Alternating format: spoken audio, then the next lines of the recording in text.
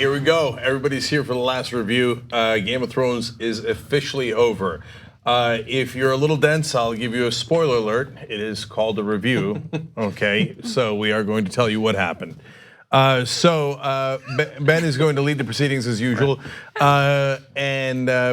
Finally, we avoided having the same shirt the whole time. But me, Brett, and John coincidentally have the Watchers on the wall. How is John so faded?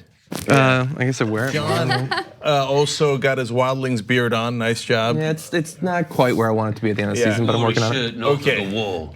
So obviously, John Iadarola, Anna Kasparian, Ida Rodriguez, Cenk Uygur, Brett Ehrlich, Ben Mankiewicz. We have reviewed Game of Thrones throughout, actually all the seasons, and different people have been on different episodes. We started season 2, right? Or 2 or 3, maybe even 3. Yeah. Close enough. You get the point. A long time. Okay, so let's do it, guys.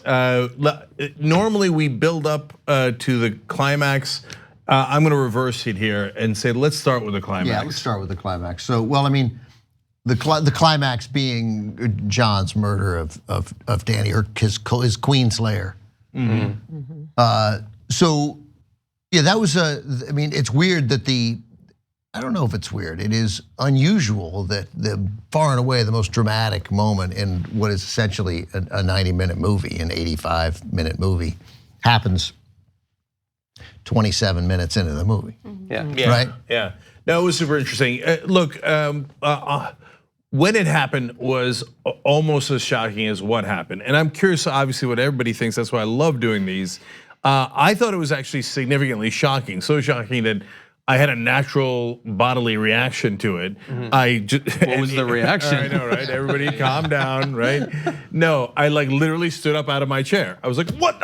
Like, the reason I found it so shocking was because I would have thought it would be in reverse, right? I think most people would have thought it would be in reverse because Jon, people thought didn't have it in him to do the right thing, but that is not necessarily just or feels right or feels moral at that moment, right? Yeah, Dany's desperation to be loved, right? Which affected her decision making throughout.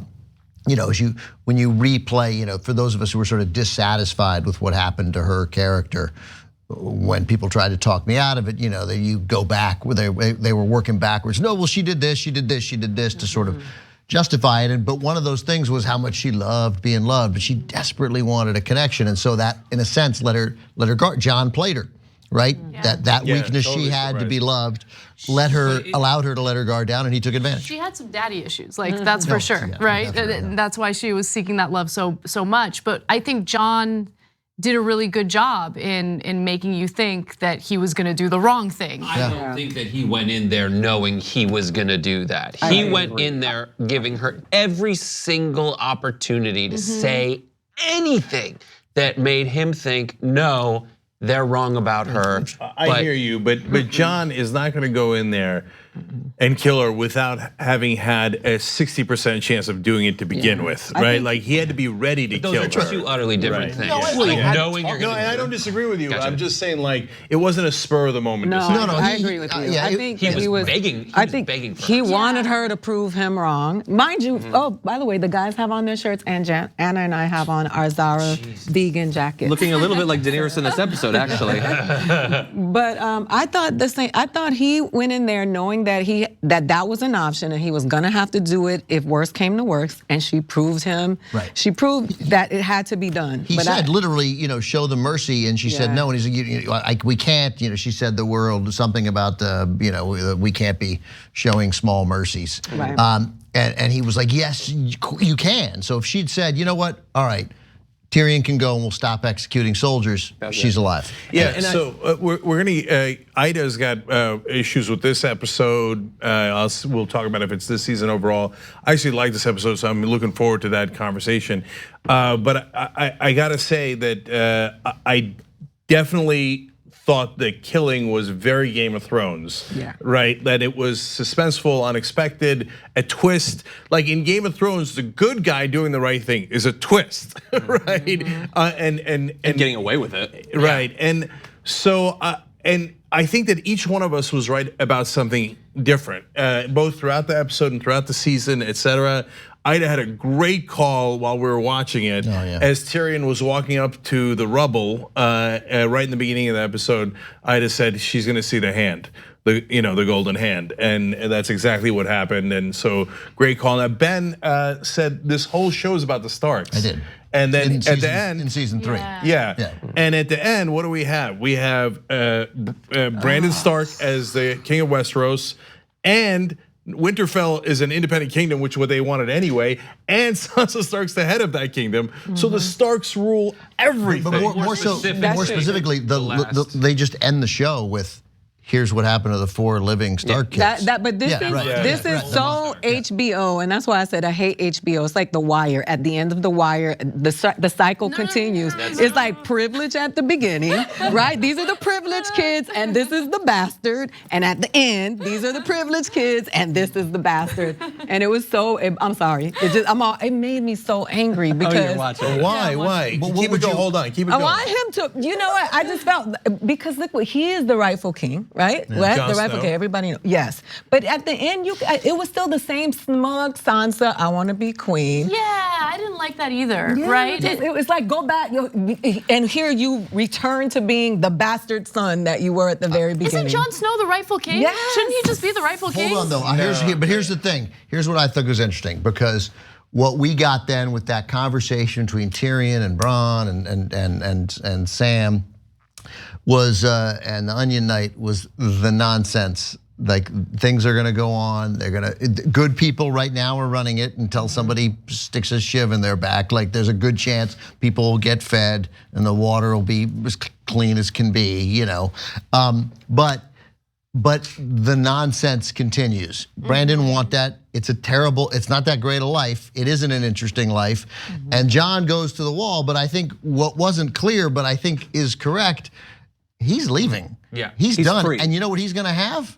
A damn life. He's gonna meet a girl and he's gonna live with people. He is gonna have a far more satisfying next 40 years than any of those guys in King's Landing. Just really all the stuff that he didn't want, that everyone wanted him to have, now he's not gonna have to need or fulfill other people's obligations. He got what he wanted, which is the opposite of that. You know what he actually became at the end, as they were going to the woods, I was thinking is, he finally became the king of the North. Yeah, that's right. Okay, and of course he's their king of the wildlings, right? The only other possibility is Tormund, and Tormund would say, no. They showed everybody parting for Bran. They showed everybody parting for Sansa. They parted for him. He's the king.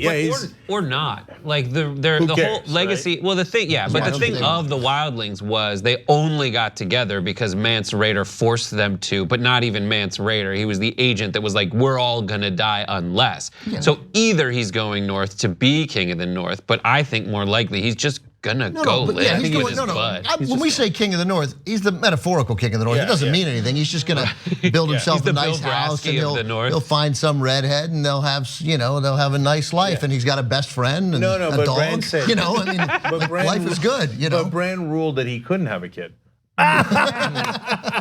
Also, by the way, in terms of that deal, it's like, oh, the Unsullied accept it. They will accept this new deal.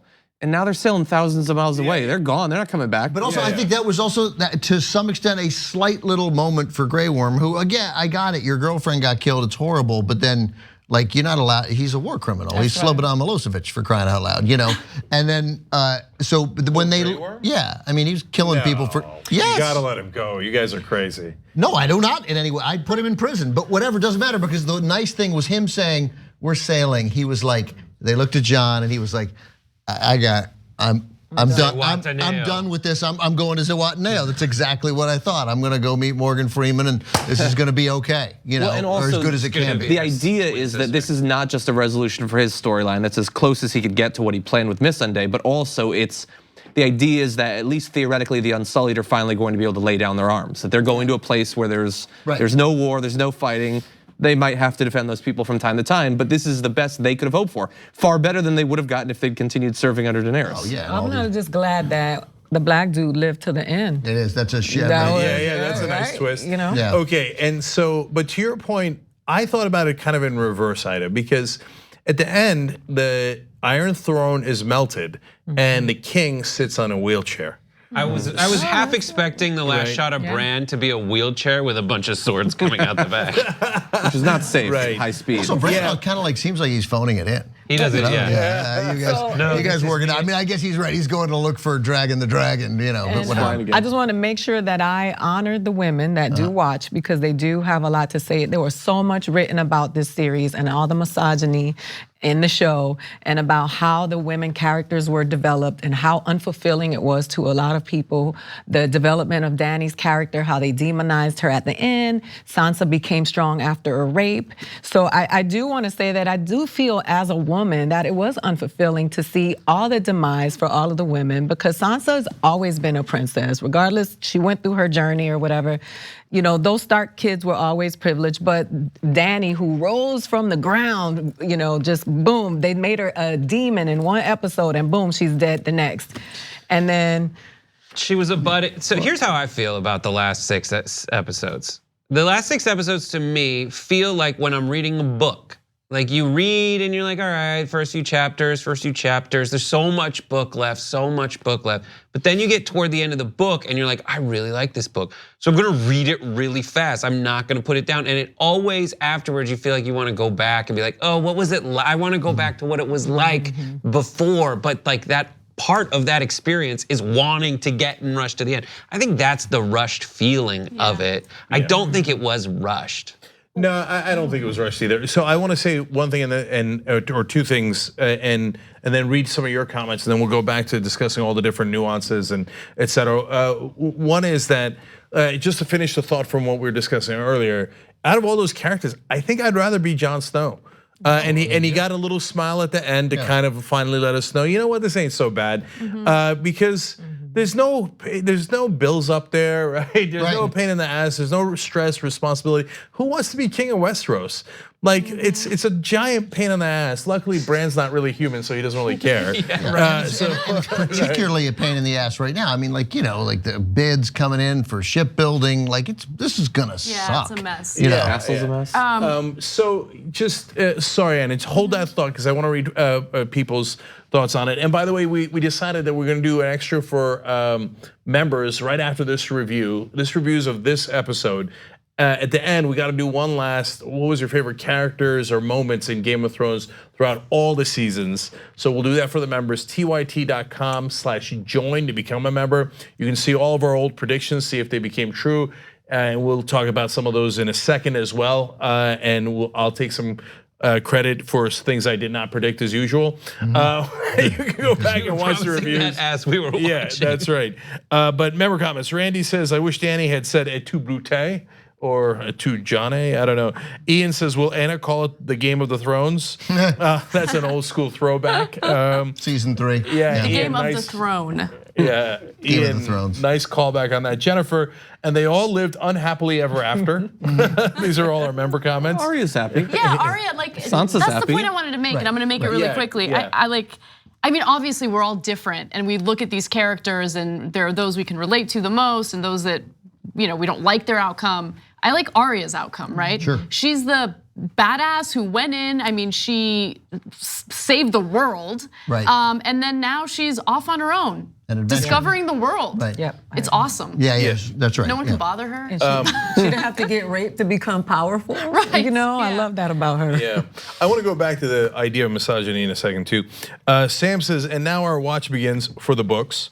Trevor Macklin says, I thought Dragon the Dragon was going to drop Dany in the water. Ben even mentioned Bin Laden type of funeral there as we dropped him in the water, or did we? So Dodgy Haji gets to what we were considering doing for the post game for the members. Do you think any of the spin-off shows will be set in the future following any of the current characters? As she was sailing it off, I was thinking the movie's about Arya when she finds the Americas. And DM Thomas 1982 says something that we were kind of alluding to here. Biggest irony of the finale is that the character shows a way to make everyone happy, and many people watching will not be. So then let's go back to that core discussion, because I'm happy. And again, I want to hear what you think, Ida, because you didn't love it, etc. So the number one problem for me in all of Game of Thrones happened in the last episode. The turn penultimate episode. Yeah, the penultimate episode, right? The turn for Daenerys was too sharp. No one will convince me otherwise. You guys made a good spirited case for it when we discussed it last time around. And in this episode, they did the defense of the turn almost exactly as John did in one of our reviews, where Tyrion said, "Now remember all the killing she did," and etc. Right? He literally sounded like John there. Yeah, I was thinking that same thing. I talked to him. And knowing how deep you are into this show, I wouldn't be surprised. So, but no, I was like, no, not buying it. That was because they were the slavers, they were strategic reasons, they were the bad guys. What would have been an okay turn and would have left us with a little bit more murkiness, but yet I could live with it, is if Daenerys had killed way too many citizens on the way to killing Cersei. But the killing of the citizens had no logic or rhyme or reason to it. It did. And so we can't, no.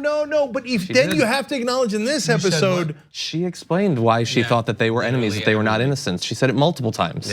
Yeah, in a way, I can say that too. Yeah, but But it has to make sense. And at the end, she said Cersei used it. How does it make sense? She said at the end, she said Cersei used the innocence as a shield or whatever, and that does not justify destroying the innocent. Not only does it and not- I don't think, of course not. I don't, and with all that she went through in her journey, it took this to make you a demon, to kill all these innocent people. You got raped, your brother betrayed you, you got all this stuff, and then all of a sudden you become a monster. She didn't. But Like that. that's the thing. I fundamentally disagree that anything is all of a sudden. I don't think that there has ever been a turn as set up as this, going back to literally the first episodes of the show.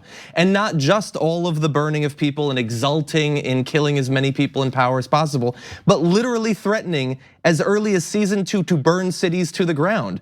Last season, she had to be dissuaded from doing that, from burning down a significant part of the city. But it has been guys, set up and set up and set up. No, it makes a giant difference if she had even a thin read for why she had to do it, as opposed to they already lost and I'm doing it for fun. Right now, right? She literally. It was totally gratuitous. Let Brett, because 100%. I want to hear That's Brett's. what made her different from Cersei at that point, because Nothing. For me, if you A little more brutal, actually. right, a little more, because per Cersei's perception, she was destroying her enemies, right? So it was the same thing, and she was the hero for us. Like that was, she was supposed to be the antithesis of Cersei, and she became that very thing that she. But that despised. doesn't- that doesn't think there is any Hold on, let's let supposed to. Brett make the defense. Oh, no, I forget it. I But feel like, I feel all like right, it's a message for real life, right? There are no heroes. Like don't put all your trust in one specific person and think that they're I'm not gonna. buying that either. But no, so right? okay. But the whole show is subverting tropes. When we say supposed to, we mean because we've seen this happen in other shows and movies our and I entire wanna life, and be he doesn't very, do very that. Clear. I want to be very clear. I'm not an immature watcher of Game of Thrones in the sense of like, oh, someone I liked got killed, boo hoo, I don't like that, right? That's not the point. No, I love that about this show, right? No, what bothers me was that the turn was too sharp. It made me gave me disbelief. And what was great about the show, and what was the only other criticism we had of Game of Thrones? That season when they all would fall into the lake with their suit of armor and then just pop out the next episode, right? When they got detached from the books.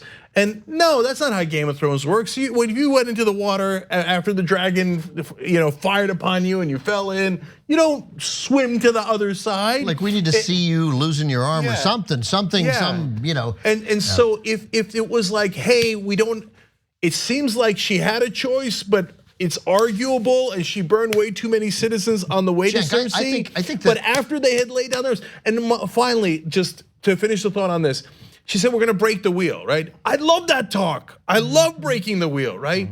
But if breaking the wheel means killing all the citizens, What? Because she thinks that the citizens are, every place that she has encountered has like a fundamental structure of society. Usually it's pretty damn clear that there's slavers and there's enslaved people. Here she gets to Westeros, her home, and stuff is drastically different than it used to be. And then anything she's ever encountered in any place that she's been on Essos, period.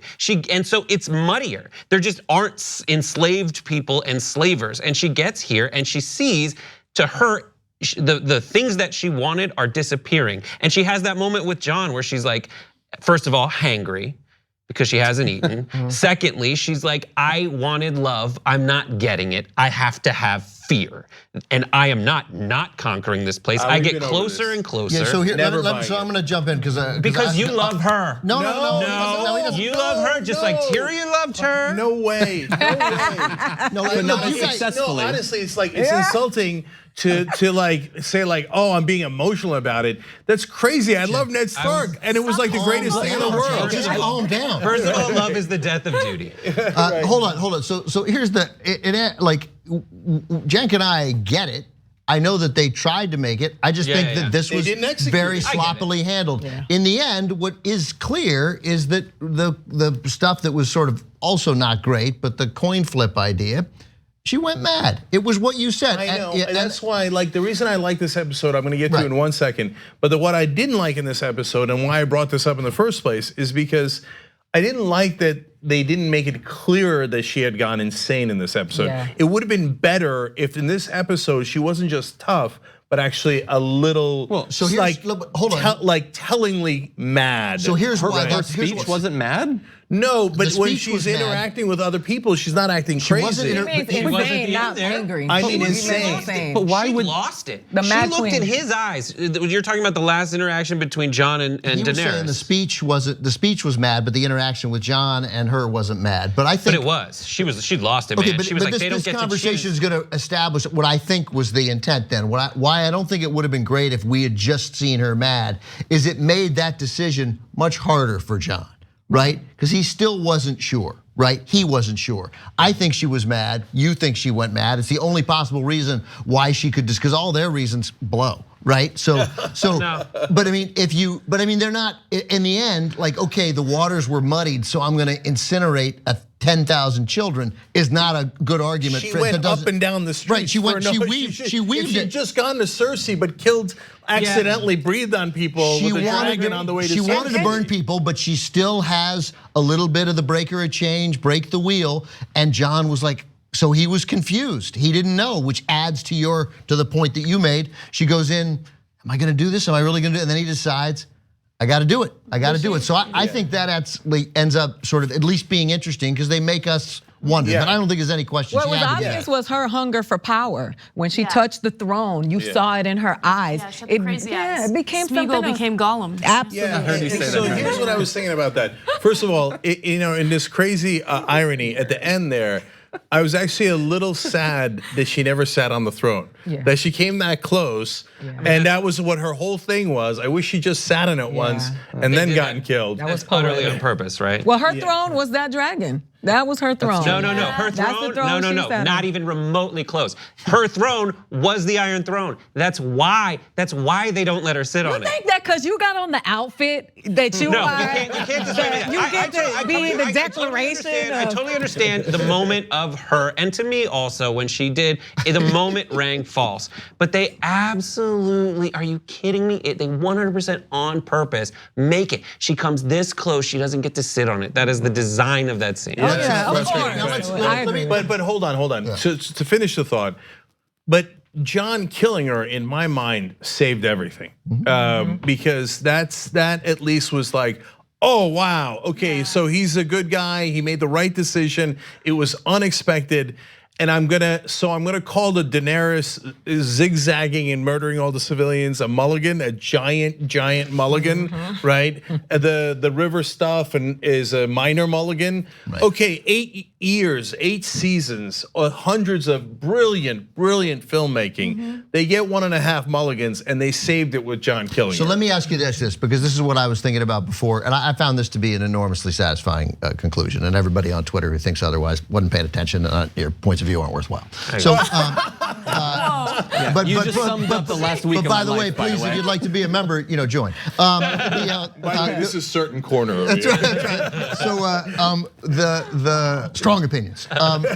So what was tough about this show and why these guys deserve, even though I was critical last week, and I kind of regret. I still think Jamie was mishandled too. That's a mulligan to me also. Absolutely. But I think that no, you're an idiot sometimes. Let's not talk about it again. It makes no sense. It was John thinks it was an A, and no, I don't think it was an A. But I think it was a perfect. Here's the difference between you and John. And I'm going to venture a guess. I'm a good storyteller. John isn't. That's one. Go. What's your second one? The other one is John thinks about what they were doing, all the work that they put in, less about like the moment ringing true. And I like that defense in general. In this particular case, no, like I can say I would have preferred if Jamie had strangled her. That's what I thought he was going to do. It would have been really satisfying. It would have been awesome. I would have cheered.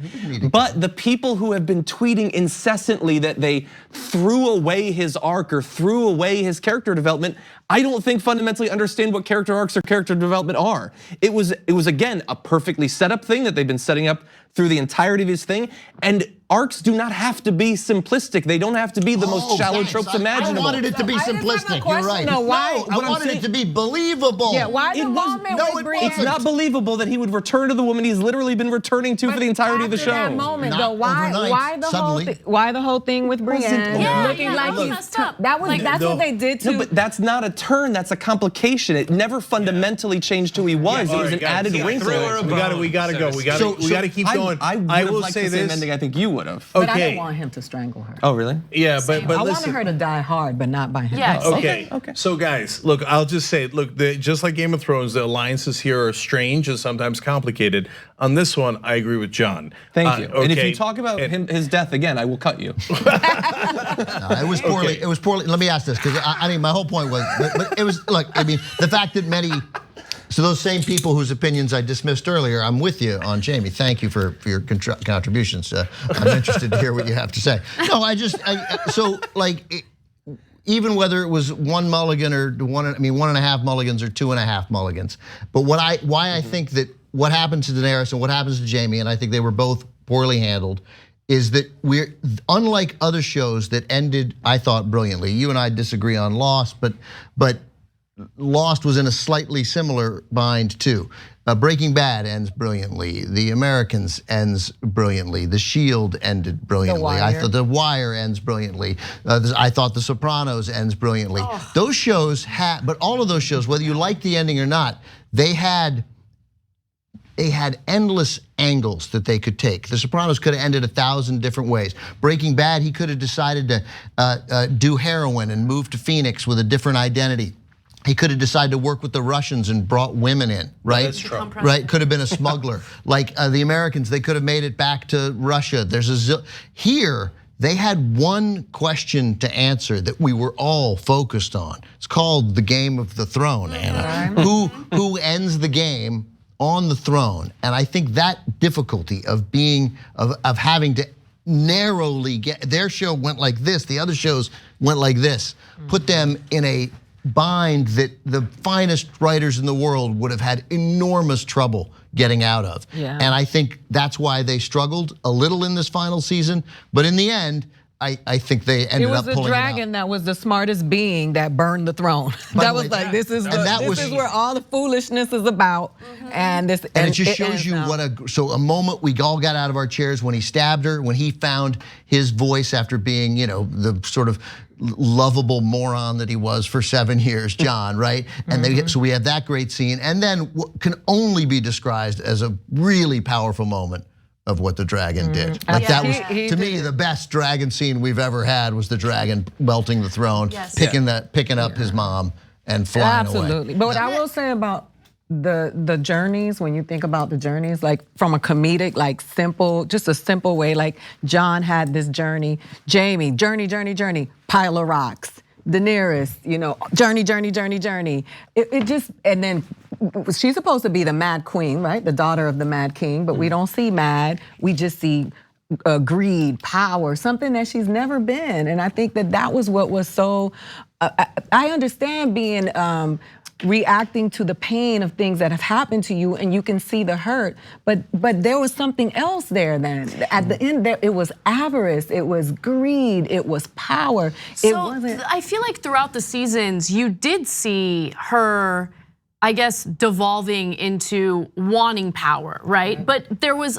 So she's multifaceted in that, yes, she wanted power, but she also seemed to have this side to her that was good. This side to her that wanted to break the wheel, but not break the wheel in the way that she, in the direction she went in, but break the wheel in liberating people and leading to a more peaceful society, whatever. And so that's why I guess for me, it seemed like a sharp turn. I knew that she was a little power hungry. I mean, she was definitely, like, she got super lusty with that throne. She wanted to break the wheel more than she wanted the wheel broken, right? Like she, yeah. So I agree. I'm totally with Anna on this one.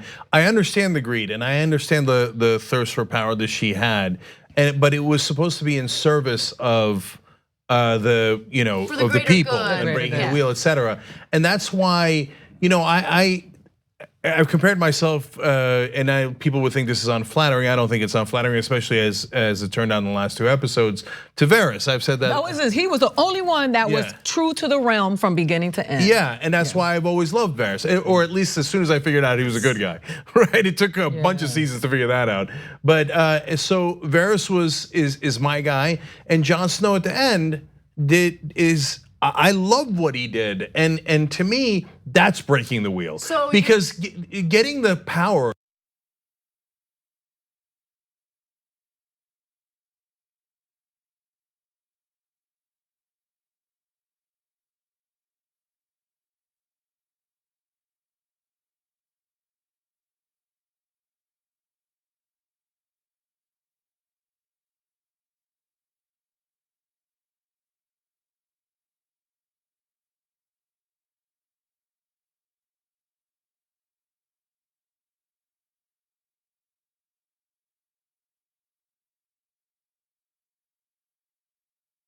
That's why you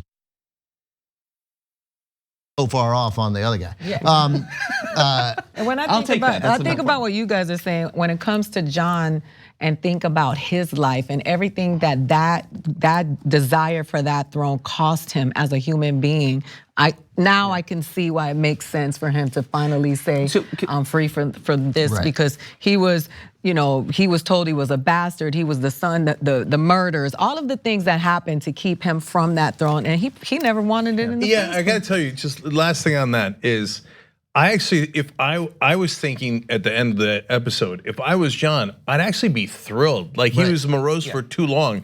You did the right thing. Like what an incredibly brave, wonderful thing to do. I would carry that in my heart the rest of my life that I did the right thing. I mean, no. He saved thousands upon thousands of people's lives. He loved her, love and duty. Remember, there was a whole conversation. But they talked about it. Maybe it's because I'm actually Varys and not Jon Snow. I wouldn't hesitate. You are Jon Snow, though. Yeah. Like, it's so funny because watching the show, especially the part, like it's amazing how many parallels you two have. Like the ability to I'm gonna have to leave. see the good in people. No, hold on. Get to the second part. Actually, no, you're gonna find this unbearable. But Cenk, the nonstop, I'm gonna give him another chance. I'm gonna give him another chance. I'm gonna give him another chance. Like that's who Cenk is, right? Like someone will be smacking Cenk in the face and they'll be like, I'm gonna give him another chance. But then like once you're super frustrated with him and you're like, is he ever gonna do the right thing? He'll shock you and surprise you, and you're like, oh yeah, why did I doubt him? So like you have that kind of character, but then there are definitely some differences between you two as well. I also want to say, I disagree, but I do respect your opinion. I like how you're explaining it. Part of what I am boiling over in rage with is, like after watching the last episode, the rest of my night was ruined once I went on Twitter. I woke up, my entire morning was ruined on Twitter because many people were not expressing in the way that you were, in a nuanced way, their feelings. It was just, the writing's shitty. The writers are lazy. And I just feel like, get under your skin? Who the fuck do you think you are? Like if any show could be labeled lazy, you're gonna label it on this one. These writers, it's a creation that has never been matched in TV. That's what Twitter is. And it just That's what I infuriated was gonna me. say. Like, you know better than anyone, as someone who's on air, I know, that like, you know how many there's all times sorts they of say- weird accusations that you deal with. Of course, they're you gonna get it wrong on the Young Turks. But John, first of all, it's just, I mean, let's slow. I mean, yeah, there have been other great television shows. Just so we're. I know, but look, there could be great shows in terms of the scale and size and nailing everything to the And that's beginning. what I was thinking. That's when I started thinking, like, that's why I think their job was tougher than any other, because they had to. No other show except Lost had to answer a question, and these guys had to answer a single question. The rest of the shows could do whatever the hell they wanted. So let's go to who's going to be king, okay? Or their decision. Really fast with that. It's specifically the idea that like you're gonna take this whole thing and you're gonna say that it's laziness that they messed up. Not that they went in a direction that you didn't like or something like that, but that there's something wrong with them. They were just too lazy to do it right. It's such a condescending way to approach what is obviously a passion project for literally thousands of people for over 8 years. I agree with you, but I just want to say the reason why I feel like some of it may be, every single man has multiple heroes in Game of Thrones, right? Us, we got Arya and Brienne, right? Cersei was a maniac. Daenerys turned into a maniac. Everybody else that we learned to love got murdered along the way. You can't. Sansa doesn't. Sansa was who she was from the beginning to the end. That so couldn't be further from the truth. Okay, why? Because she got raped. She stopped being who she was from the very That was beginning. a bad line. I agree. I hated that line. But I do think that she developed a lot. I mean, she started off like only caring about lemon cakes and stories about princesses, and she became someone who could lead the biggest section of the kingdom and have all of those people respect her and want to follow her. So but there were smaller characters throughout this entire series that were strong women, and they remain strong women till the very end, right? So the Greyjoy woman, Yara. There's so many things I want to say here, but I'm going to go to Greg C here, saying thank God for Ida bringing it up, guys. Thank God for Ida bringing it up. I totally agree. Show was horribly misogynistic and racist. I'm really surprised by that comment, because that goes. The reason I brought it up here is because it goes to the conversation you guys were just having, which is. I didn't think the show was misogynistic at all, and so I'm kind of curious about that, because it had strong women all the way through. But I mean, I don't disagree about the show having strong women, but I do understand why some people felt that the show was misogynistic because of the journeys of the women who rose to strength. Cersei had to be shamed naked across it. I understand where those women are coming from. Daenerys got raped and all kinds of stuff happened to her. Sansa had to get raped, and that was the line that bothered so many people, that trended on Twitter, that caused so much outrage, that triggered so many women, that this misconception that you have to experience trauma to rise to strength as a woman, when that is not a reality for a man. And so when women say that and women felt that, I understand where that comes from. But couldn't you argue that, I mean, look, I think you can argue that most people gain strength, whether it's a man or a woman, through really difficult situations in life, like those challenges is what makes people stronger. Absolutely, but the fact that she said that what was the line? You know it, that when she was like, that made me who I was, or something like that. That's what made her strong. She said, I thought she said I would have still been a little girl or something like that. Little bird, right? But I thought in a society, and so I took that as strength, right? Now I didn't look at it big picture, what it was saying about women, but I took we know she was a silly little girl, right? Which was what most women were encouraged to be. They fantasized rape on it with Khal Drogo, with but I'm just talking just Sansa. So to me, Sansa was, and Cenk and I had debated Sansa because he never bought that she was smart. He saw that the silliness that she had and didn't buy her evolution. I thought her evolution was so interesting, right? And I thought, given the horrific things that happened to her, that this was a person of such character that she sort of came into something that mattered. Yes, men don't have to go through that, but she did and made something of it. Theon didn't get that. So right, Theon was sort of mostly, well, he had trauma too, and he tried to come out of it. But what I didn't like then, after all that they'd done with Sansa, was that brief little smile they gave her about people voting, and I thought, oh no, don't make her silly again. You've just spent all this time making her unsilly. Well, That that's, was a I would say little elitist more than silly. That's what I got feel. you. It wasn't that big. That's what that would And bother then she me. ended up sort of doing the right thing anyway by standing up for the but North. that's the thing that would have been unbelievable to me. Like they had that moment where Samwell Tarly is like, "What about democracy? Couldn't we do that? Wouldn't it be neat? Choo. And everyone's like, "That is stupid." And that was there were a lot of people online that were saying, "What if after this it's a democracy?" And had they gone with that, it would have been so sappy and so basic. And that thematically ties back to what they were working with, which is essentially an analog for medieval, like fantastical, like of the Roses. England, War of the Roses. And so that's what they're working with. I totally agree, and no one cares if I agree or disagree, but like That's true. they kept going back to like, what happens to women? Let me give them something. Yeah, she and then just they gets fight. raped. They fight the biggest fight, and what happens? A guy still ends up on the throne. Well, no, I just so mean you have like- to think this show was our show too. In the same way that Arya kept turning the wall, the corner, and something blew up, and she was alive again, and something else blew up, and she was alive again. It felt like frequently the device that the writers went to was okay, that he rapes her, and then what happens to her? Oh, he rapes her, and then he rapes her, and then there's all these people in the north, and they're rapists and rapists. Guys, it's interesting. Even though like I'm very progressive, obviously, as everybody knows, but I'm less. I guess I'm less sensitive, right? Like, so here's what I mean by that. Let's go to the Dothraki for a second, then I'm going to come back to the women issue because the viewer also said racist, right? And you can argue that the Dothraki are portrayed as the brown people who are savages, etc. I always thought the Dothraki were like the Turks, honestly, like the Central Asian steppes, where they was marauders, etc., etc. So the Mongols, the Turks, etc. So I had kinship with them, if you will, and I didn't find it racist. Yeah, they are marauders, right? And the Mongols and the Turks were marauders, right? And they had less structure to their society. You could identify the Unsullied, but I mean, But was all the Unsullied? The only Grey Worm was black, but were the rest of the Unsullied? You don't know, right? I mean, we saw a couple on the boat. They were just white guys. Yeah, and so that leads me to White privilege because they're all white because they're all living in England. yeah, and Like, that's what I'm thinking. And it leads me to the point about women. Like, so the women suffered a lot in this show, no question about it. All the points you guys made are correct.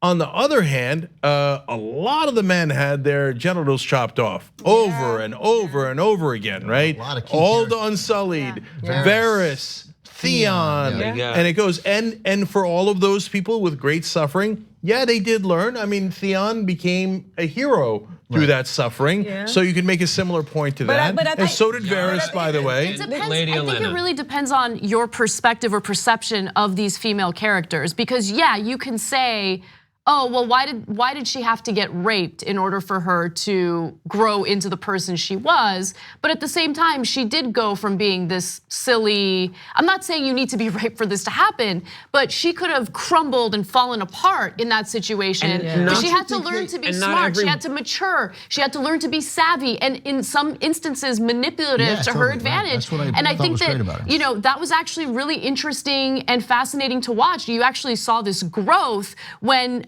honestly, in the beginning, I thought she was dumb, and I thought that she was going to crumble. I'm like, she's not going to make it. Let me ask these guys a thought, to Anna, because I thought that clearly there was the criticisms, particularly early when the show. It wasn't just what happened to the characters; it was how the characters, they were literally shown on screen, and they were topless, and they were, we saw a lot of brothel shots in the first couple of seasons. It did seem to me that there was that message got. But the show was written by men. And listen, do you think it got better? Do you think that was like there was a? I mean, I think that the writing was good, and I think that the worlds are a reflection of the stuff that we see all the time. It's not like when you watch television shows that have to do with women. Arya was asexual the whole show. That when she had sex, everybody lost their minds because they made her, for her to be so strong. She's an assassin, and she's almost manlike. Right. And then finally, when she gets some, the world loses their mind because they're like, oh my God, she had sex with a boy. She's been a girl the whole time. So, but she said that. She said that as I wanted to try it because we're about to die. Like that was her decision. And it was her decision. That was all of her stuff. But who else? Like, you gotta keep going. So that last thing on that is, look, on the other hand, 22. The character was 18. Okay, maybe in the show, in the books, she's it doesn't 12. matter. All the characters are younger in the books. So and it was England. So look, on women though, my last point on it is some of the strongest female characters in TV history, and Arya Stark being the best killer in the land, Brienne being the best fighter in the land, Sansa ruling the North and the main fight between being two queens, Cersei and Daenerys. I think you got to give especially in a world, the kind of the fantasy world, the throwback world that almost all dominated by men in almost every other show or movie ever made. So I think you do have to give them credit for creating some of the strongest female characters ever seen. What is let me put a stamp on this then. What is totally true though is that in a show where, obviously the worst people in the world, with the exception of Cersei, are all white men making one horrendously horrible decision after another that gets millions killed. No one will ever have that debate, right? Like that's just, yeah, okay, well, we'll forgive them. That's not all of them, right? They're not all bad, right? So if I could just briefly, so I think it's complicated. I think you're 100% right that a lot of the women are marked by experiencing hardships that tend to be of a sexual nature. They're affected by sexual violence. That is a trope that is in a lot of fantasy, actually. It's very common in fantasy for that sort of thing to happen. It is also true at the same time that terrible things happen to the men too. They get their penises cut off, they're enslaved, they get grayscale and die, they're burned, all that stuff. So it is equal, I think, in terms of how he treats the characters, but it is in a context where people who watch shows and read books like this get a lot of those sorts of tropes on the female side, so you don't necessarily have to feed into that. One other complicating factor is that he's talked about why there's so much rape in the books, and he said, I want to write something that's true in a fantasy way to the world that I'm portraying, War of the Roses, medieval Europe or whatever, and it was a brutal time. That's why he shows peasants being killed like with little thought to their lives and being treated like they're nothing. He said sexual violence was very, very common, and I didn't want to sanitize the world by taking that away. And I think that we even see some of that in the second to last episode. We see effectively, like, what does it look like on the ground in Dresden when it's being firebombed? Yeah, right. Like, you don't see that. You don't see the regular people being burned, but he showed that. So it's sort of, you have to, like, should a writer in the modern day write an amalgam of a time but clean it up in a way that it wasn't?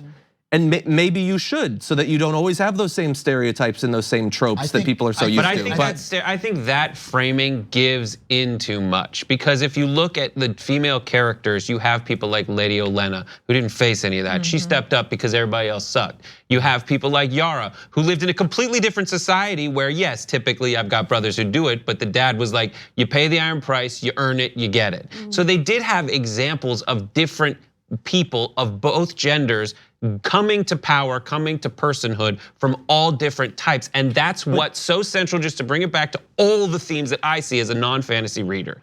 As a non-fantasy reader, all I see are the exploration of when it's not good versus evil, when it's people, individuals and groups living by their own codes and pursuing that to the very end. And that eliminates all the good versus evil. It makes the complicated nature of the show that we came to love over the years, and that's what makes Game of Thrones so amazing. Okay, guys, we got to talk about who did they pick the right king?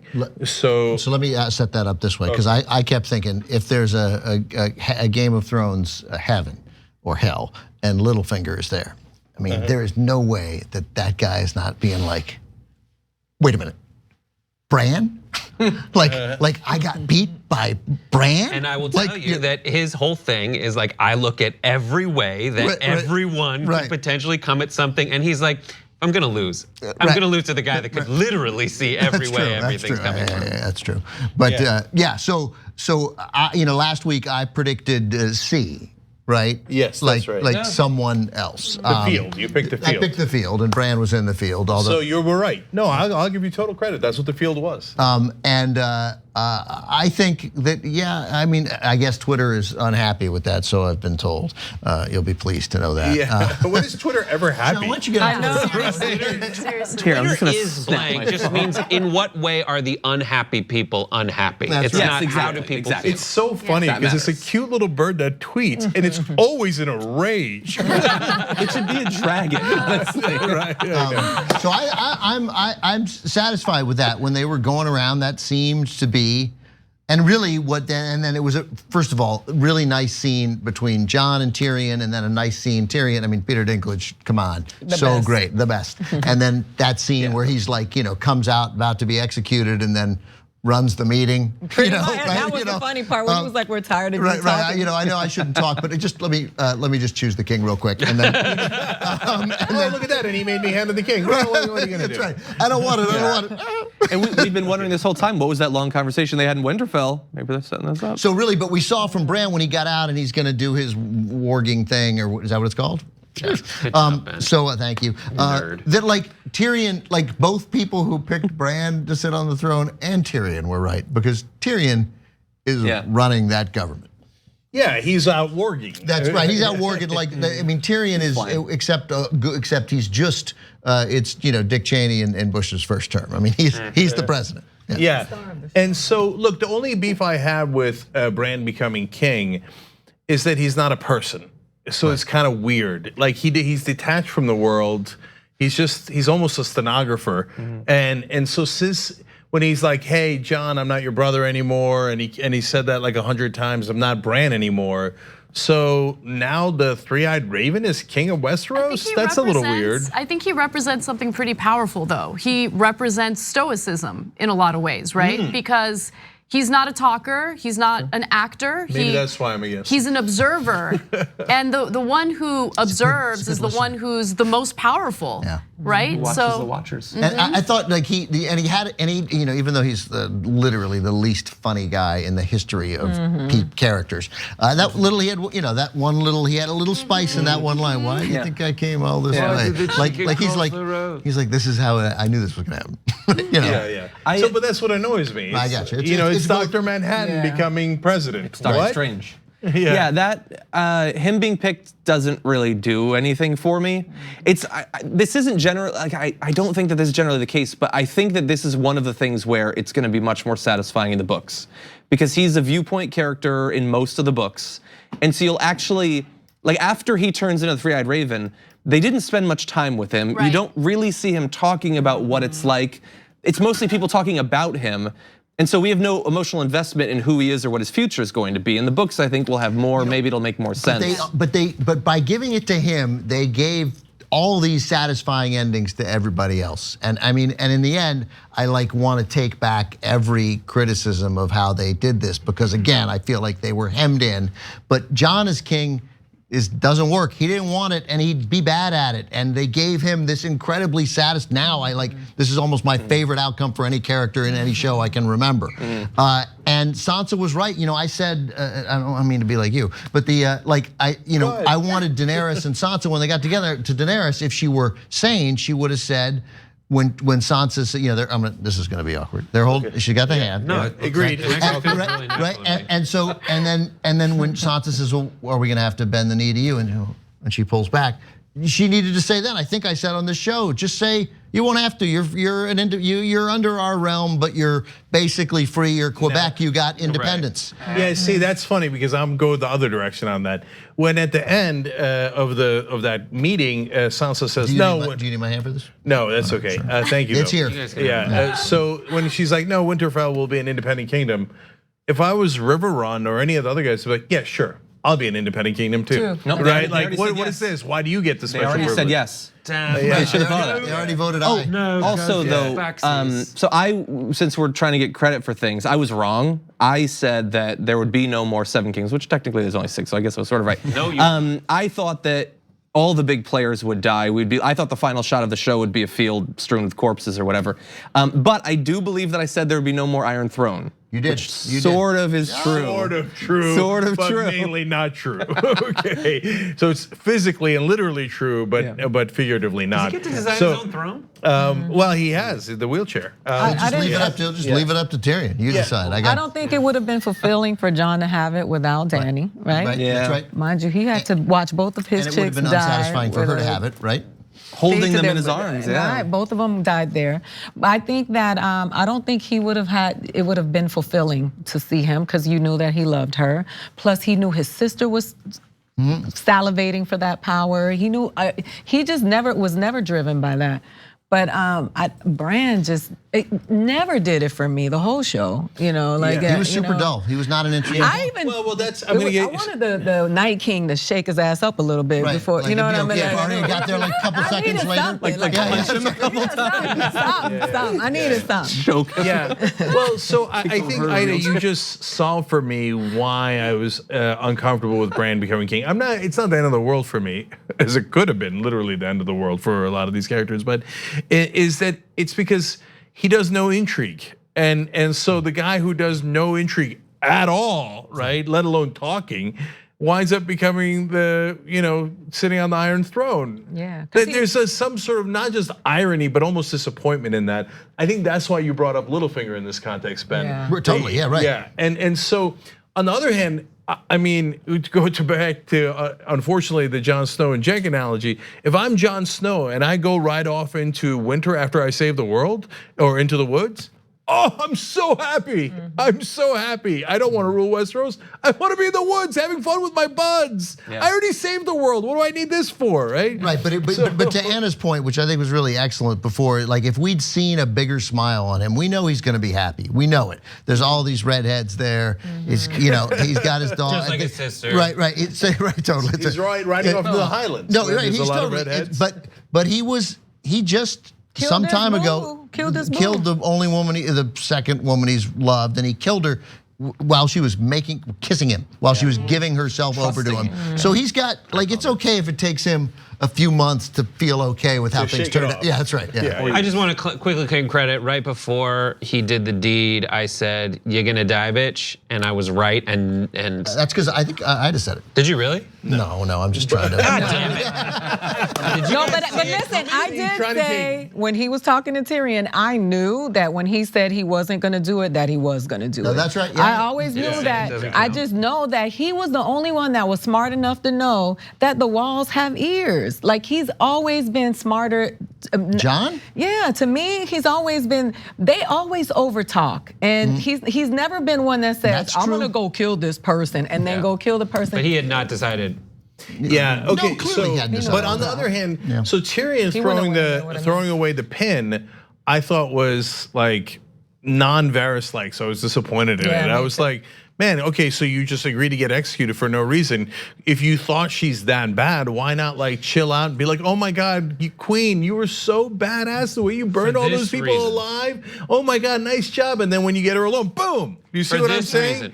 Like, why just go, ugh? And then he gets rewarded for it by getting it back. Like, No. For this exact reason. Because he was not gonna be the one that kills Daenerys. Right, he knew that Jon had to become the Queenslayer, which he goes and sees the Kingslayer down, the Kingslayer who did all these things that he now understands were for reasons of nobility. Who is the other noble acting, if not bloodline aside, person? He then goes to Jon and turns Jon into the Queenslayer. Because in this situation, doing the right thing is what needs to be done, and who better than the guy who only ever does the right thing? But he didn't know that he was gonna get a shot at convincing Jon in prison. You'd have a better chance of convincing Jon when you're not in prison. I think that you give way too much credence to the, or you disregard the emotional component of it. Tyrion felt at that point, I killed my best friend who said this would happen, and now this happened, and all he has at that point is just crushing guilt, and he literally reached a point where I cannot stand next to her, and whatever happens to me when I throw this down, if she cuts off my head right now, well, I earned it. And that was what was missing from Bran. the Varys. Right, right. I care about the realm. All I care about is the realm. Right, like if Tywin was next to Bran and was like, "What makes a good king?" and Bran was like, "Wisdom, I know that already." And then he'd be like, "Well, what is a king who has wisdom but doesn't freaking do anything with it, just sits there the whole time?" Like that is what's missing from Bran, because he's the wisest person in terms of knowledge. Right, but we never really saw it. I agree, Right, I agree. He couldn't really say anything because that could influence the outcome or whatever. And it's sort of weird. Now we're in a time travel movie. I love that, yeah, exactly. I love that, like, they had the thing about the stories, which I love is a really like writery thing to do, that George R. R. Martin talks about how stories are the most important thing at the end.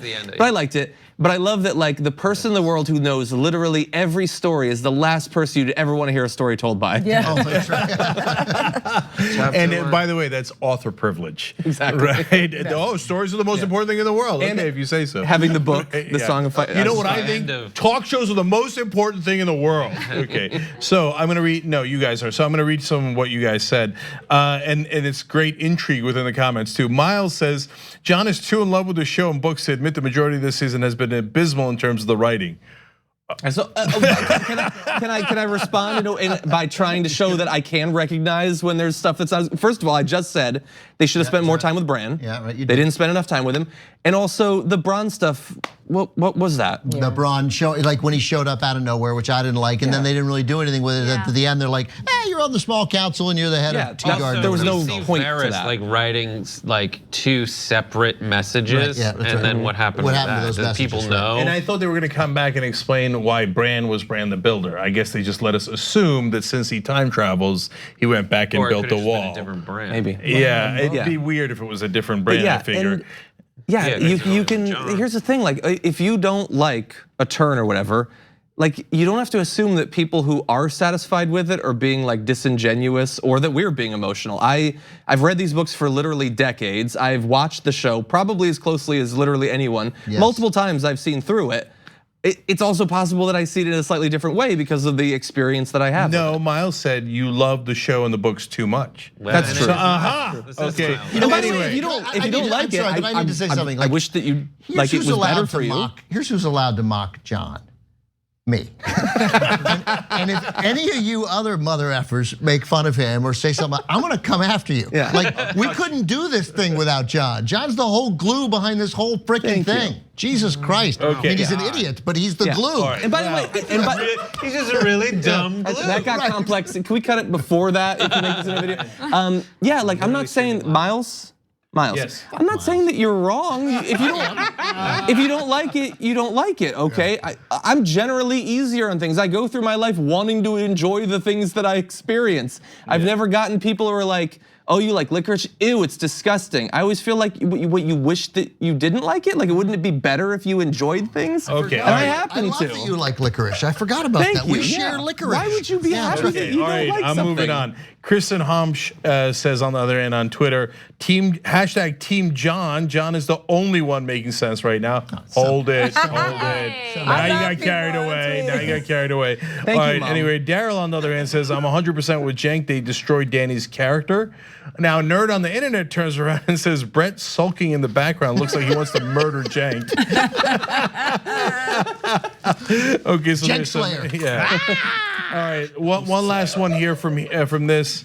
And everybody disagrees, by the way. Back to the member section for a second. Mary Ewan says, full circle payback for Ned and the Starks from season 1. I love the ending. And then Dropkick Brat on Twitter says, Cenk, you've been telling us power corrupts absolutely for ages. That's true. Danny's been getting more hard and ruthless the entire series and has been growing more unhinged each time, something that doesn't go her way. She also did learn from the Dothraki. So I'm not sure I agree with your overall point, but really solid points within it though, right? So good point about the Dothraki, good point about the hardening. And then lastly, I'm going back to the member section, tyt.com/join, by the way, to get our extra segment here, where we're gonna talk about our favorite characters of all time, but also to get your comments read more regularly. Daniel Sachs says, the most interesting observation to me was the hand of power always is left out of history.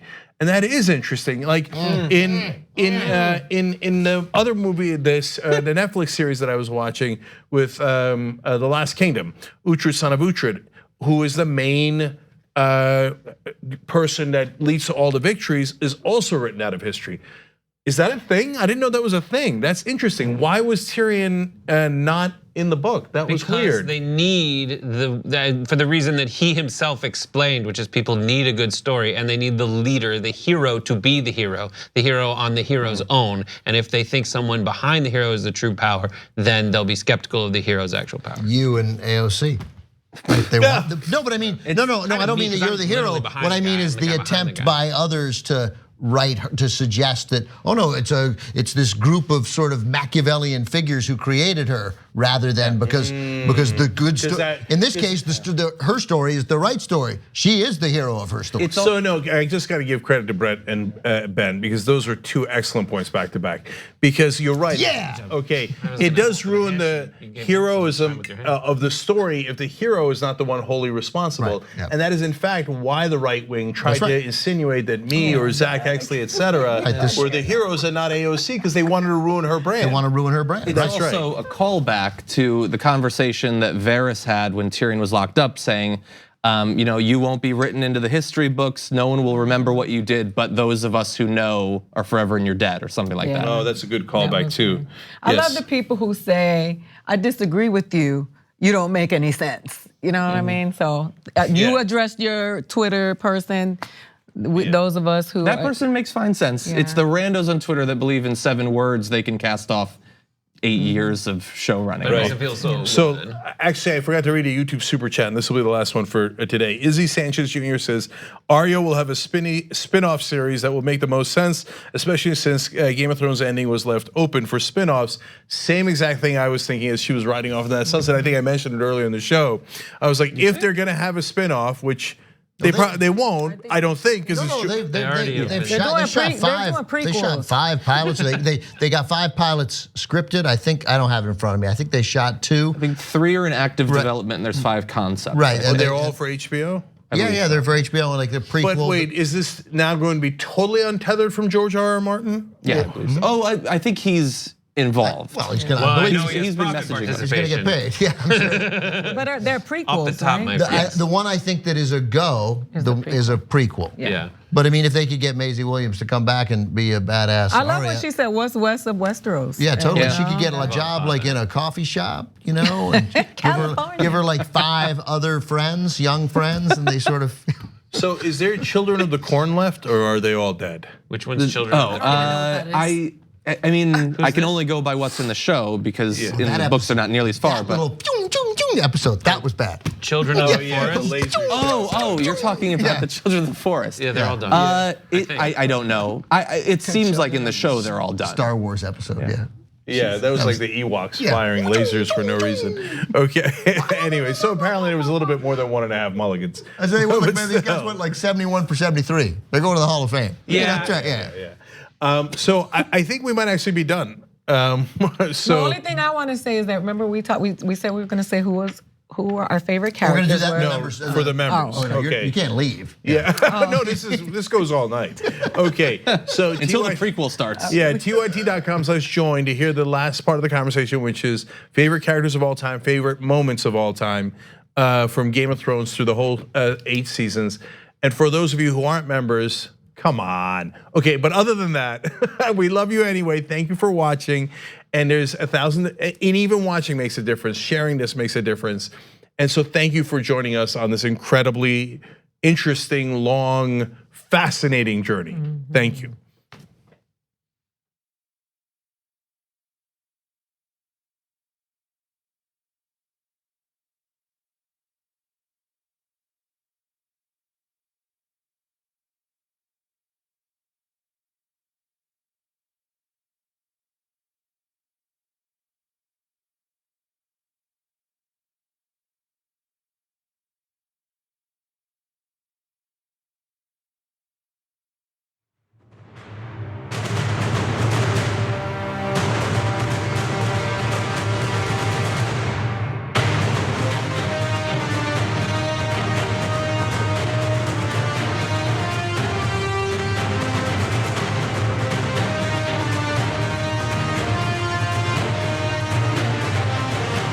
All right, so this is our last extended episode of Game of Thrones review. And this one, we're not doing predictions, obviously, because the season's over and the whole show's over. I have a bunch of predictions. Oh, yeah? But we kind of did at the end there with predicting spinoffs. I'm still betting on the Arya one. But she's gonna do a buddy comedy. I want to see a dire wolf's purpose. But let's go back now instead of going forward. Let's go back and talk about our favorite characters in episodes. Let me give one thing. This guy on Twitter, Xavier Jacob, somebody screenshotted it, and it's a photo, as you guys see here, of Bran, right? Yeah. And it says here, when you don't contribute to the group project and still get an A. That's good. Yeah, well. But he did contribute. Yeah, you can argue that he saved everything. Still funny. Yeah, and shoot, I was gonna say one other thing about that. Anyway, so let's do it. Look, mine are kind of if you've been watching the reviews, you already know it. So I'm gonna go first and get it out of the way. Varys was my favorite character of all time. Actually, coming in at number 2 is Littlefinger, not because I liked him, but because but I love the character. You loved those Littlefinger Varys conversations more. And my favorite moments were every Littlefinger Varys conversation. Probably my 2 favorite moments in Game of Thrones was not anybody's death, not any surprises, not any victories or anything like that, or battles. It was Littlefinger and Varys talking about chaos. And one saying chaos is a pit, darkness, etc. The other one saying chaos is a ladder. Now there, look, overall I'm on Varys' side and Littlefinger's a bad guy. But in that scene, Littlefinger actually speaks for all the little people, right? All the average guy. Because if you're on top, chaos is terrible. But if you're at the bottom, it is a ladder, right? In a sense. Now you don't want chaos, but it was great because of the difference in perspective, right? And it depends where you start, which gives you your sense of, well, is change good or is change bad? And that is an excellent summary of where we stand today, politically, socially in America. Everyone on TV screaming, change is bad. Why? Because they're already on top. And everyone in the political system yelling, change is bad. But the people at the bottom, change ain't bad for them. It's good for them. Chaos and change are 2 different things. I agree, so I stretched it. Okay, but I get what you're saying, but like with the chaos thing, it's like chaos is good for individuals that are like Littlefinger. And Varys's theory is chaos is bad for most people who are experiencing chaos, and in that way that it's good. And then the other speech that I absolutely love, probably not coming in at number 1 moment, when Varys talked about power. Power is a shadow on a wall. It's what people think it is. The story of the king, the wealthy man, and the priest in the room with a sellsword, and the sellsword has to decide who to kill.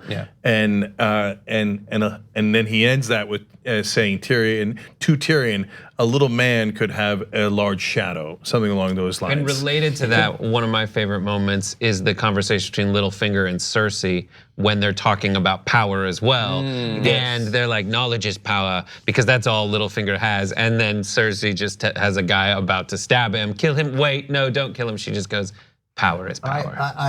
I hope Anna agrees with me on this, because I thought that I wouldn't have to hear a jank talking about chaos anymore. Because I remember, like, I was like, oh, this, I remember that initial conversation. I'm like, oh, this is such a jank observation to make. I literally, I wanted to fast forward through that.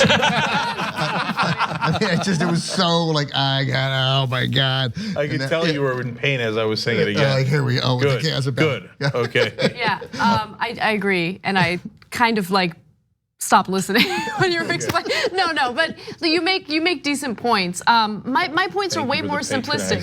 So who's my favorite character? I don't know. I can't really pick a specific person, but if I have to go back and think about which scene was the most satisfying for me and who led to that satisfaction, it would be Lady Olenna for poisoning Joffrey. Watching Joffrey die was one of the most satisfying things I've ever felt. Right. Yeah, so satisfying. Yeah, so, and she was smart and she was funny and crass at times, and I love that about her. She was my favorite character because of the relationship that I had with my grandmother. Ironically, like those of you who are out there who think that this is just about you, all of us look at these shows and we are just people.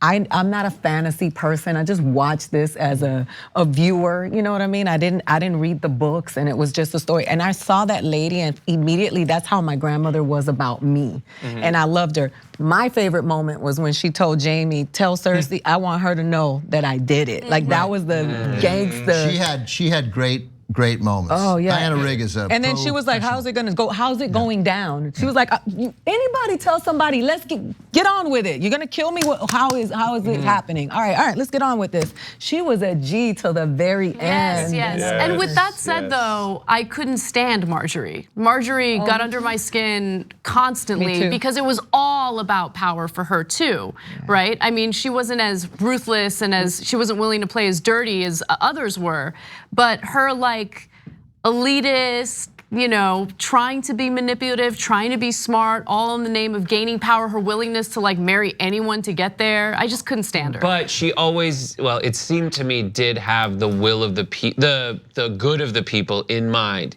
And yes, for me it was, I guess, I think so. I thought Marjorie was using that as an excuse way more than Daenerys was using breaking the wheel as an excuse. I thought it was the other way. I thought that Marjorie was initially, as you say, and then when she recognized the legit dangers out there because she was raised right by one of the smartest people in the show, Ada's grandmother. There was like a recognition that she was like, oh, now I have an actual damn job to do here. So I liked her, and her death, along with everybody else in whatever that was called, the Sept of Baelor. I get half credit. That was to me. Go ahead, Brett. Sorry. In previous episodes, I said that the women who achieved power and pursued power did it in a masculine way. They had to give up their femininity in order to achieve power. So you see people like Arya becomes asexual. The time when Cersei gained the most power, she had the Lady Macbeth haircut. Like the unsexed, whatever. What's that word? Pat androgyny, and that. But Lady Marjorie was the one who used her feminine femininity to get ahead. And that's what I said before we went to this part of the thing is they do show you every possible way that you could pursue power for good, for bad, but power nonetheless. Can bring it back to power is power. What is it? That's what to me makes this such a great show. You just touched on something that made a lot of sense for me and actually explained why I feel the way I feel. I get offended by women who use sex and their femininity or whatever to manipulate and get ahead. But what if guys are stupid and they're misogynistic? No, I get it, and I know that there's like a ton of women out there who disagree with me on it, right? Like if you have tools in your toolbox, use them. But at the same time, it just interesting choice of words. I was gonna let it go. There, Jake is. I was thinking it too. You know what I mean? Okay. Sorry. But yeah, I also liked Oberyn. I really did. I thought that was a great I liked character. all the funny people. Oberyn was funny. Bronn was funny. Bran the Builder, Bran Broken. Bran the Broken, even has a funny name. His name is so depressing. It matches him really well. When they all said it at the end, I just felt so bad for him. That was really good with the that'll get better. I also love the Hound. I like nuance, and I like people that are, because we are all conflicted, and a lot of us like to think we're better than others, and we can be so judgmental. Some of us are. People are nuanced, and we do have good and evil, and we have decisions to make on a daily. And I just thought that the Hound's journey was so, he was always that. I loved the characters who you always knew who they were. Cersei, you always knew who she was. Like you may not have liked her, but you had to respect her journey. That she loved her children. Nope, lie. You don't think she loved her kids? No, I just think that was like what she hung. That's how she justified her own behavior by pretending. You think she pretending that pretended she to And I love think her it was kids? proven. You don't think evil people love their children? I don't think Cersei. I just think it was irrelevant. She'd have killed her children if it had solidified her power. And the last I'm words. literally and figuratively between you guys. So because I think that sure she loved her children, but they were only because they were an extension of her. That's right. And I know people like that that hide behind their children as an excuse for the bad things that they do. Oh, I'm doing it for my kids. Right. Like, no, wait. No, you stole the money for yourself. Don't give me this bullshit about how you did it for your kids. The president. And in that English essay in that English essay, the part of the text I would pull would be the final words of Cersei, which go from "I don't want my child to die. I don't want my child to die.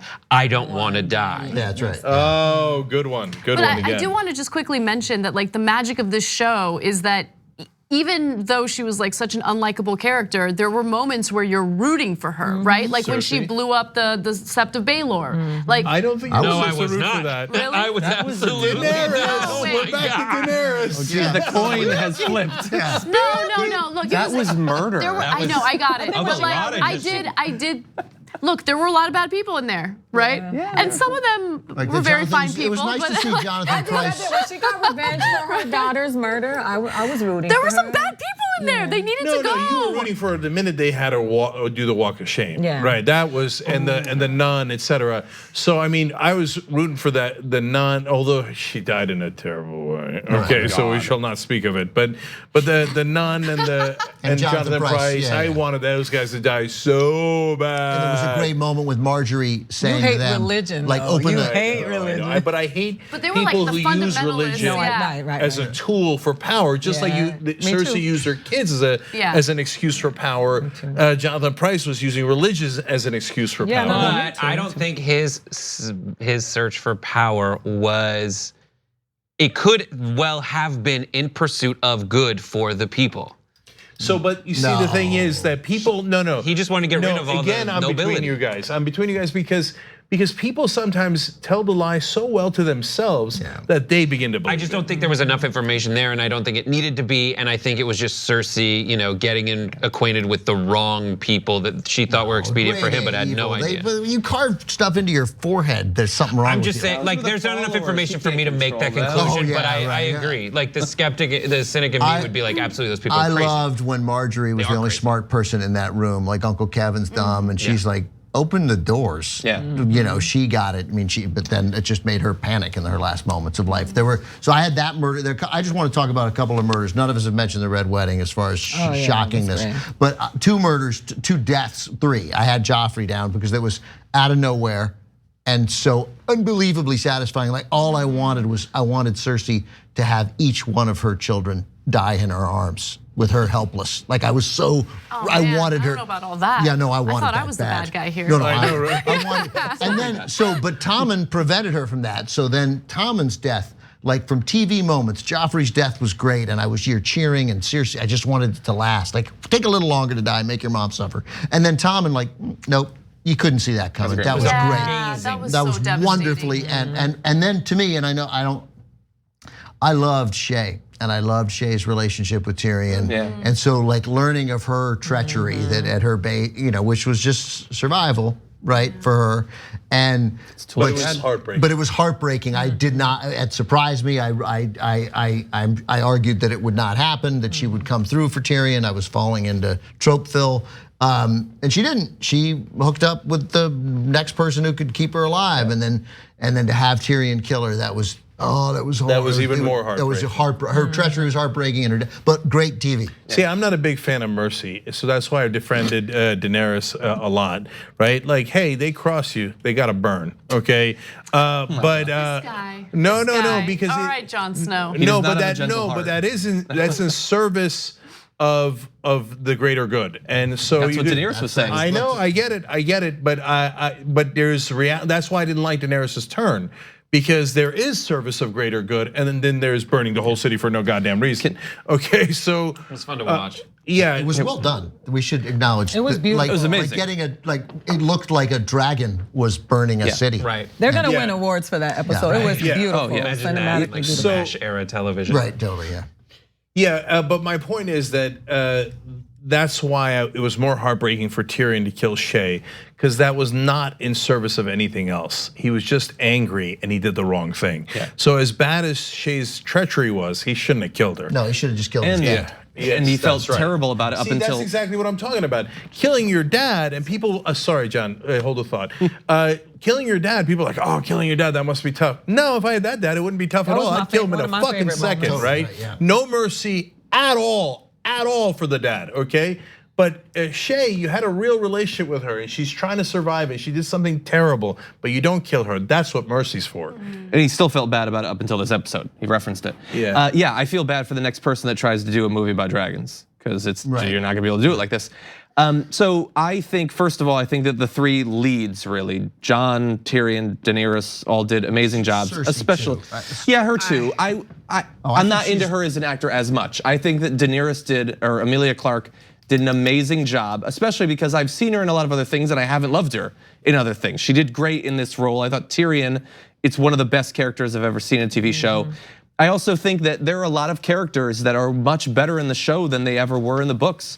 Jorah is a fascinating person in the shows. He was not in the books. Bronn was nothing. Shay was nothing in the books. I know that you didn't really like Marjorie, but she's way better than this. Lady Olenna is far more clever because of Diana Rigg and what she added to it. Like the source material was strong, but there are people who made the characters much better. Oberyn was interesting. I liked him in the books, but he was much better with Pedro Pascal. I liked Emilia Clarke and I like Kit Harington, but I think Lena, is it Hetty or Headey?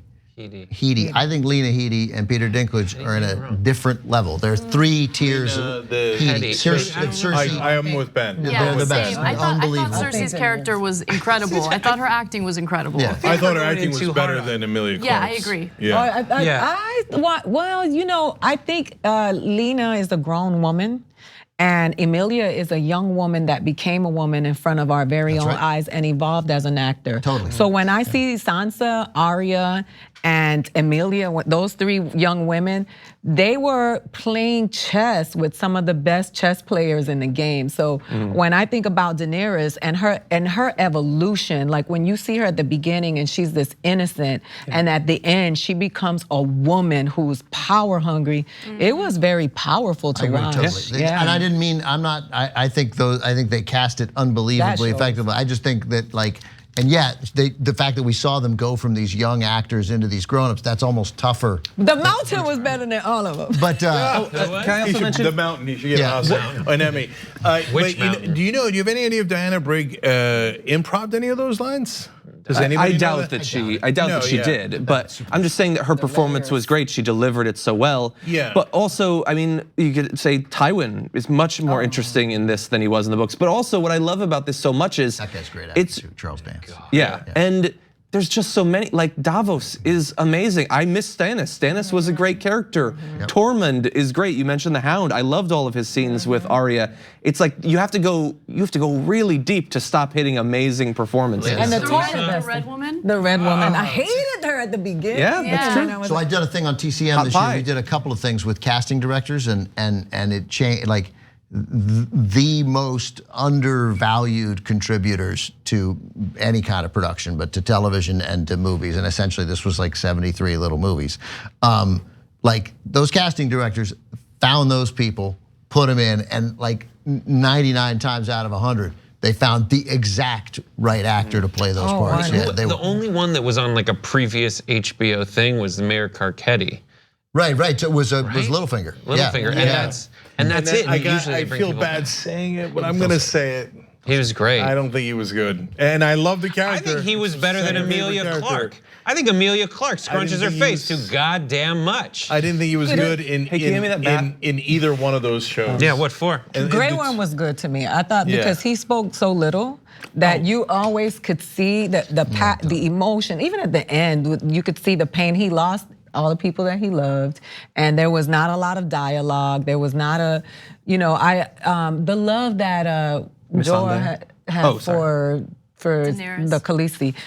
He's the only one, when he said her name, you could feel like how much he loved her. Like that was. Just the ability of Grey Worm when he got mad to make his mouth literally disappear. Also, Missandei, who's almost nothing of a character in the books. I mean, they didn't give her much time, but she's much better. So there's books. By the way, with Jorah, I watched some behind the scenes stuff with him. I think he actually loves Emilia Clarke, so I think that helped the chemistry a little bit. The way he was talking about the end of the show, he was really sad. Like there is something weird about like that we were supposed to kind of root for Jorah, although he's an older guy lusting for a significantly young girl in a kind of a weird way, right? But he never. He lusted after her, but it wasn't in a weird way. Like he was never. a little creepy. But he never made her never did uncomfortable. He anything. never touched. You know, he just loved her, and he knew he would never make her uncomfortable. You know, I don't know. He never tried to No, do it was anything. interesting. As with everything in Game of Thrones, it was interesting. And by the way, we should. I just don't want it to let it slip. We can't end this without talking about Ned Stark's death. I was just gonna say. Yeah. So I mean, look, that's why it was the greatest show on earth because Ned Stark, Red Wedding, Oberyn's death, Daenerys's death, and it went on and on. The most. I mean, what did it have? 4 out of the top 10 surprises in TV history, or 4 out of the top 5 surprises in TV history? And that mountain fight, that was beautiful. Yeah. It was poetic. It was beautiful. The fall into the fire was a beautiful shot. I would say the surprise, like Those actors fell into a fire too. They're dead. Yeah.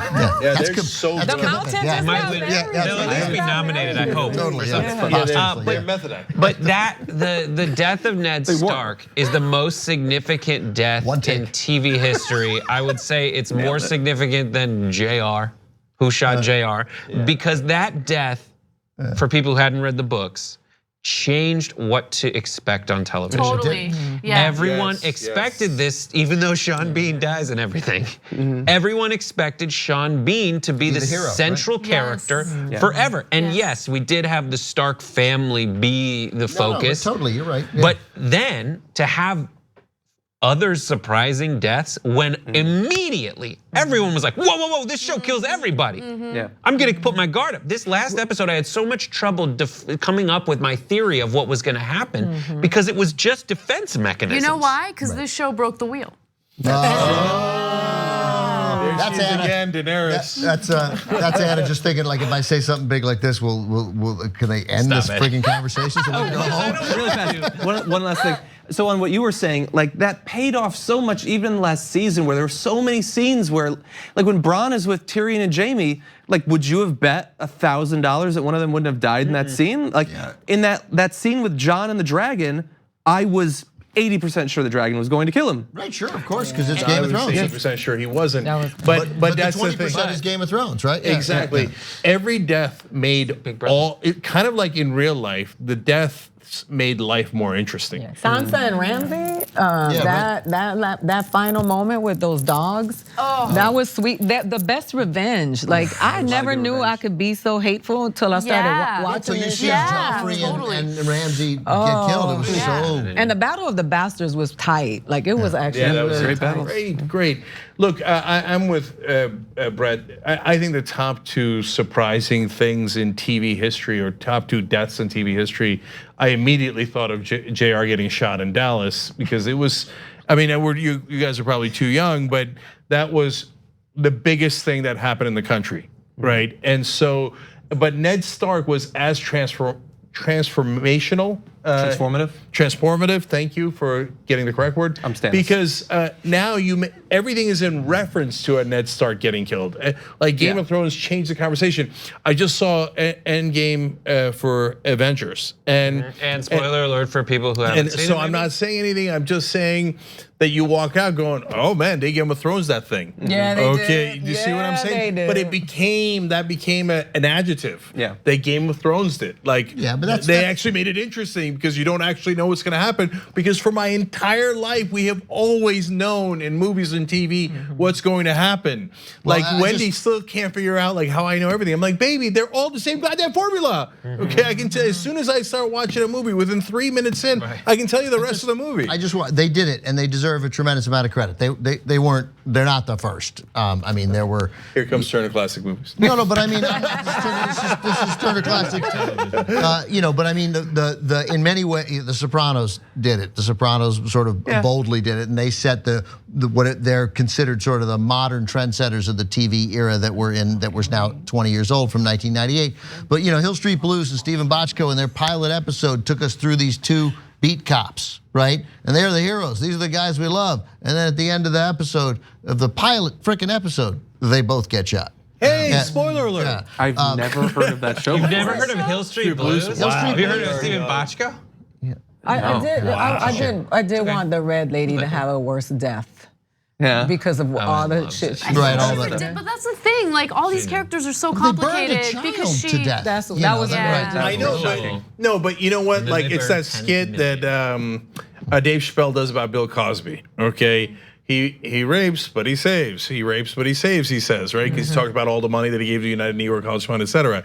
She burned a child to death, but saved the planet. Right. So that's Game of Thrones too. So what is like that scene in the season where she gave all these, fighters fire. That was a powerful scene. And so all these characters are so complicated because there's no, oh, I love this person or I hate this person. If you love someone in the beginning, you're gonna have moments where you hate them. And if you hate someone, you're gonna find yourself rooting for them in really awkward points that you don't expect. And that's why this show really does break the wheel. It's very unexpected, it's very complicated and nuanced. You could describe it as buckle up, brace for impact. So I thought I was gonna hate Jamie throughout the whole show. Right, that's another character, right?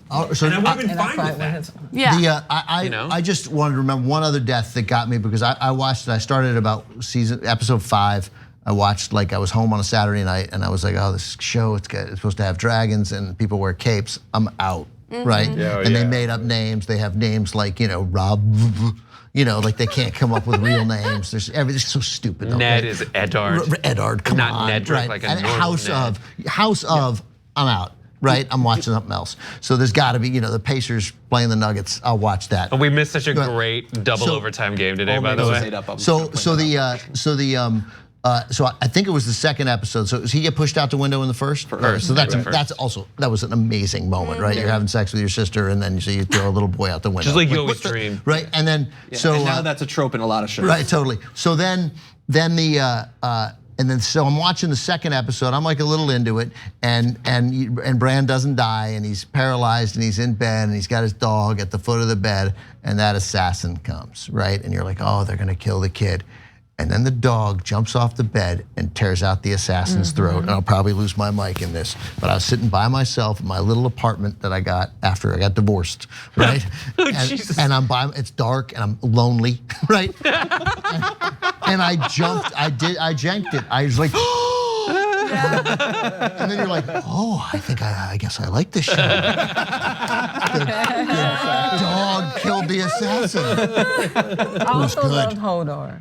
Oh, that was a great death too. That death was That was a surprise. This show is so full of surprises. You keep forgetting the big surprises. That's right. Yeah. Una Chaplin, though. Good morning. Una Chaplin was Lady so Talisa good. and Rob's little 5-minute romance. Oh, yeah, That was Another character in the books is nothing. When you watch I rewatched it before we got to this season, the whole thing, and I was just like, you idiots. The whole time, I was like, you dumb. Like you knew. But I was like, when I watched it the first time, I was like, yes, they'll take the castle, season 4, it's over, and it's done. But okay, so let's end on the members' comments because the last one is perfect because we left it out and we shouldn't.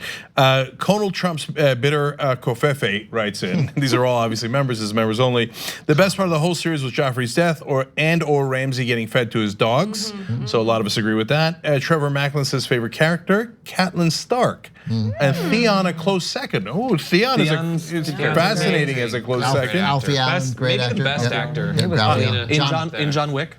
Is that right? He is. I actually think Ramsay Bolton was a great character and really well acted. Amazing. Yeah.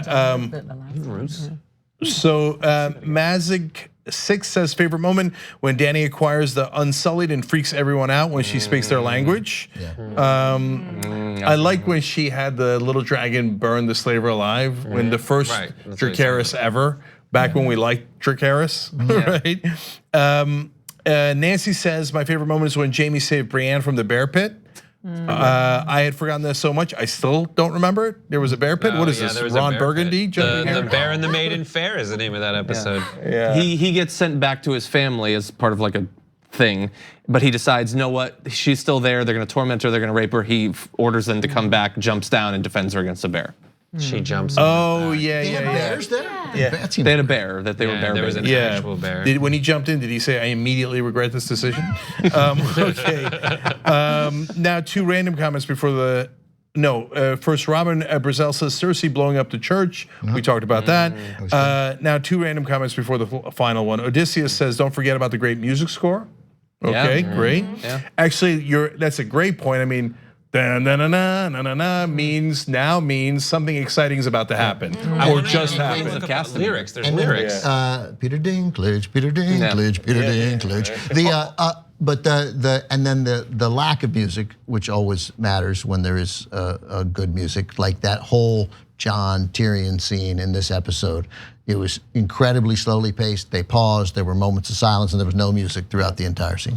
Yeah. Also related to that, I think the people who did the wardrobe were just amazing. I mean, and how much they were able to say about the characters through their evolving clothing. Even Daenerys in this episode. Yeah, I think who that dressed you tonight? Yeah, it looks great. I actually made all the costumes in the show. Like I have higher expectations of fantasy shows like this now as a result of watching. I don't even like hearing you say the word fantasy. It makes me uncomfortable. You like a fantasy show? How does that make you feel? Can I say that my least favorite moment of the entire series was watching Ed Sheeran sing?